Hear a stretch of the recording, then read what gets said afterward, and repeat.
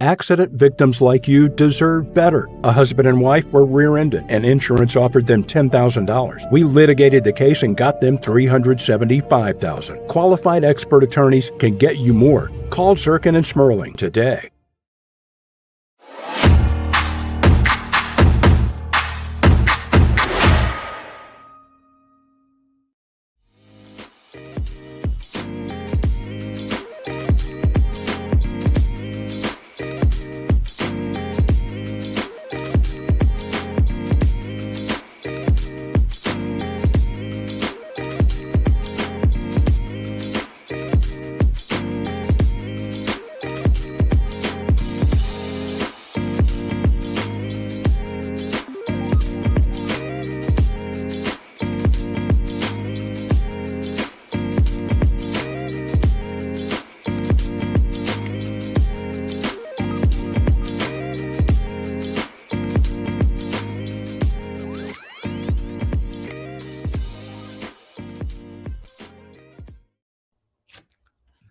Good evening, Baltimore City. How are you doing? This is City Voters Live Podcast. I'm your host, Desmond Stinney, and coming to you tonight with probably one of the shows that I will be most passionate about having done.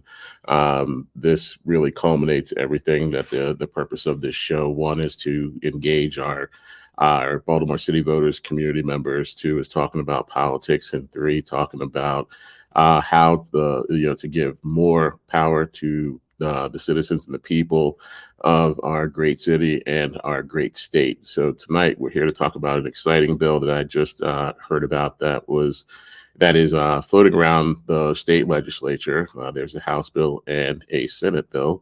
And immediately when I saw this post come through from one of our city voters members, it really grabbed me for several reasons. But without hesitation, I want to bring on our guest tonight, longtime Baltimore City Voters member, Andy Ellis. And Andy, feel free to introduce yourself to folks that might not be familiar. Thank you, Desmond. I'm excited to be here tonight and excited to talk about this bill. I too have a real passion for this for the same reasons that you do. So I have been a co-chair of the city and the state Green Party since about 2016. On and off, I've had different roles, and I'm currently on a national committee for the Green Party of the United States about ballot access laws, policy, and litigation. And so, I was in that role when I started working on this bill that we're talking about tonight. Mm-hmm.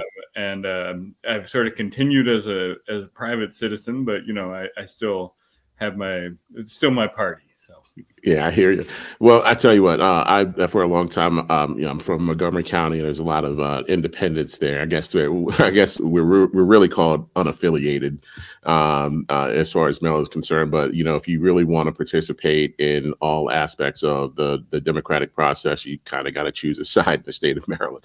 So obviously, I caucus primarily, obviously with the Dems, but let's talk about the bills themselves, because obviously we live in a democracy, a representative democracy, but we also have means for the people to actually participate directly, and I think these bills are speaking to that, but making it a lot easier for people to engage and to have a certain amount of their own control over the laws and people we see on the ballots and things of these nature. So feel free to introduce the two bills and tell us all about them. Yeah, sure. So the Ballot Petition Modernization Act is the name of the bill, and it's House Bill 1109 and Senate Bill 1029. And what they do is they do a variety of things to improve the grassroots democracy provisions that we have in the Maryland Constitution. So the Maryland Constitution lays out certain provisions where we can have sort of direct voter-based democracy. And those are things like referendum. Those are things at the statewide level, charter amendments at the county level, creating a county charter. Also, putting an unaffiliated candidate on the ballot or putting a small party on the ballot.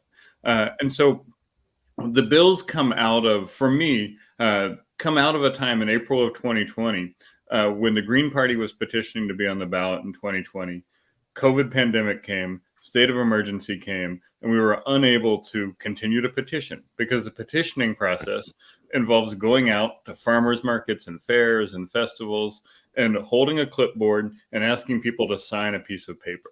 And so when Governor Hogan issued the state of emergency, we called the State Board of Elections and said, what are we going to do about this? We have a constitutional right to do this, but the law says we can't do it right now. So the Green Party and the Libertarian Party worked with Jared DeMarinis, who was then Director of Campaigns and Candidacy at the State Board of Elections, to get a temporary policy passed, which allowed electronic signatures to be collected on ballot access petitions. And that was good for 2020. We were able to use it during the 2020 election cycle. But because it was temporary and based on the COVID state of emergency, it went away in 2021. So what the bills do is they do a couple of things. They require the State Board of Elections to develop regulations allowing electronic signatures on ballot access petitions like they did in 2020. They also make it easier for voters to ensure that their votes or that their petition signatures are counted. So right now, what will happen is when somebody signs a petition at the farmer's market or something like that, the State Board of Elections will check and make sure that the name matches exactly what's in the voter database. The name standard. Yep. And they will make sure that you have either the first name or the middle initial match pretty much exactly what's in the voter database. And if it doesn't, or if any other number of things in this like 12-page document the state board puts out for validating, validate the signature. So about 30% of signatures get thrown out. And what happened, and a lot of, 25 to 30% get thrown out. And what happens is voters don't ever get told that their signature didn't count. They never get a chance to correct that signature. And so you can go and you can sign a piece of paper at a farmer's market that says you want something to be on the ballot using voting rights that exist for you in the Constitution of Maryland and the federal Constitution. And the state board can sort of or the local boards can sort of arbitrarily throw that out without telling you or giving you a chance to correct it. So the bill also fixes those provisions. It loosens the name standard so that it's reasonable, right? Like if my name is Stephen Andrew Ellis, according to the voter database, and I put my name, my address, my birth date, and I write Steve Ellis on there, the new provision would allow them to accept that because it's pretty clear that that's who I am. And it would also allow voters to correct any small technical errors. So if I had not finished writing my last name, because I'm at the farmer's market and I got a bag full of groceries and I got coffee in one hand and I'm trying to write this petition and I just write ELLI or something like that. The law would also give voters the ability to, go in and correct that after it had been deemed insufficient. So all of these things are simple modernizations that are common sense that make sense to make sure that voters who use their right to sign a petition to put something on the ballot have the best chance possible of having that count. And when we were able to use electronic petitions in 2020, over 90% of them were valid. And that's compared to 65, 70% that are valid with handwriting. And to me, that just makes sense. You can do everything else at the Board of Elections online. You should be able to do this as well. No, I agree. And as I spoke with you, or by email we spoke, but I can, so 10 years ago, I was involved in a signature campaign, and it's heartbreaking because what you do is you go out there and it requires you to get a wet signature. So before the law now, so there's no, electronic signature acceptable. So you have to be face to face with these people. And then when you convince them to sign the petition, they have to remember exactly how they registered their name, right? Yep. And whether or not they put a middle name or not, because so the name standard, circulator issues. We had so many signatures knocked out, and it doesn't reflect the will and intent of the people when that happens. So I think, I think it was argued, and I think it was the Bush Gore campaign, that we have to always try to do everything that we can to reflect the will and the intent of the voter. And I argued this in circuit court in 2014. Obviously, there's nothing you can do. The law is the law. So it is certainly refreshing to hear how this bill will address those situations. And like you said, and as you mentioned, the part that I wasn't aware of just now, the electronic signatures is huge, but the fact that they are going to loosen the standards and do what's if it's obvious that that's the voter, there's some wiggle room in the name standard, because that was a real big one. So kudos to you guys. And it's like, look, like they need to have standards on this, because it's putting something on the ballot. It's real, it's important, and it's significant. But if I write Steve Ellis, put my address down, and don't put a middle initial there, my signature shouldn't be invalidated. I should at least have a chance to fix it. So, oh yeah, absolutely. And I tell you, had great meetings down there with Mr. Armstead Jones about these very things 10 years ago, and he said basically, if you don't like it, you need to change the law, right? And it's good to hear that you and the folks that are working with you are looking at fixing that and allowing people to participate. So tell us about the stage of the bill now, and what people can do if they want to get involved and make sure we see this bill to the finish line. Where is it now, the bill? Yeah, totally. So the Senate bill has a hearing this Friday in front of EE&E, 9 a.m. We're at that part of session where Friday bills get heard at 9 a.m. So the Senate bill that's sponsored by Senator Carter will be being heard this week, and the House bill will be being heard next Tuesday.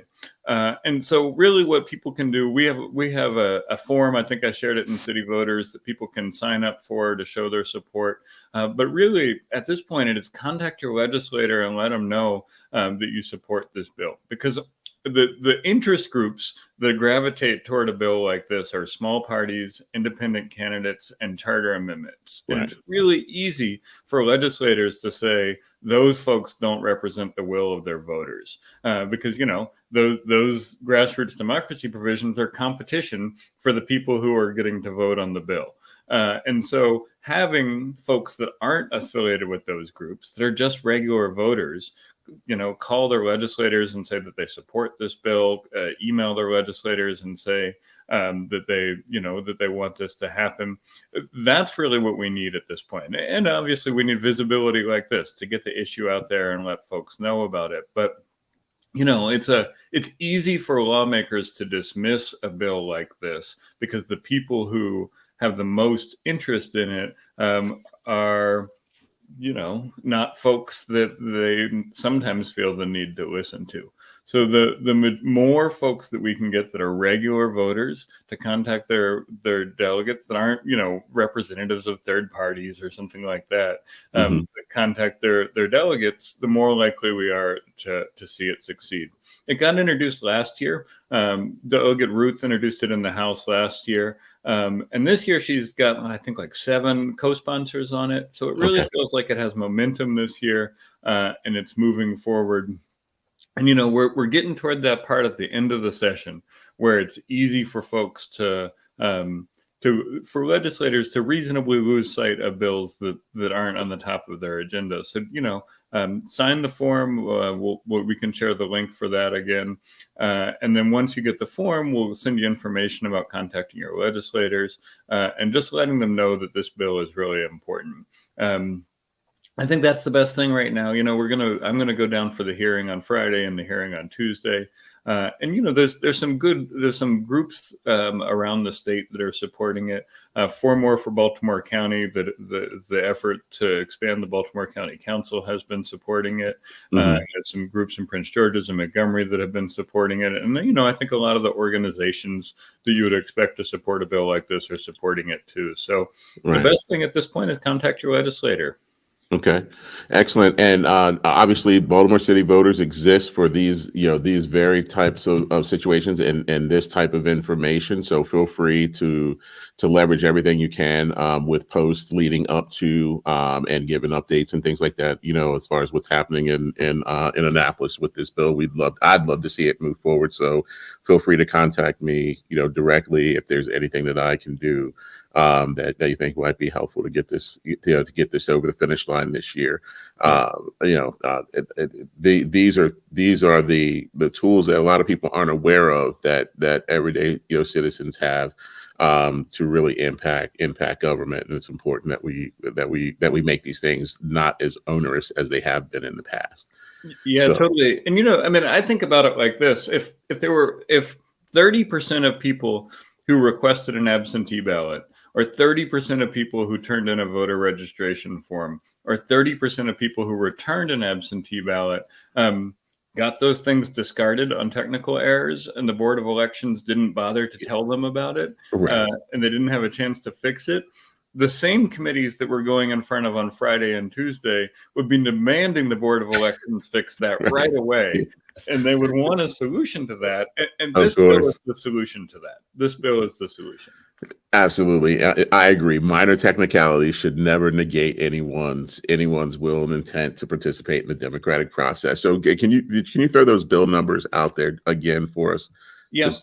The House bill is 1109 and the Senate bill is 1029. 1029 and 1109. Excellent. And I'll make sure these are notated in the episode on City Voters Live. Andy Ellis, anytime you want to stop by and talk to us about politics, feel free to shoot us a flare. We're happy to have you on the show, anytime to discuss these types of developments. And we'll be following these bills and pushing as much as we can for their success, before this session's over. Thank you for joining City Voters Live this evening. Thank you.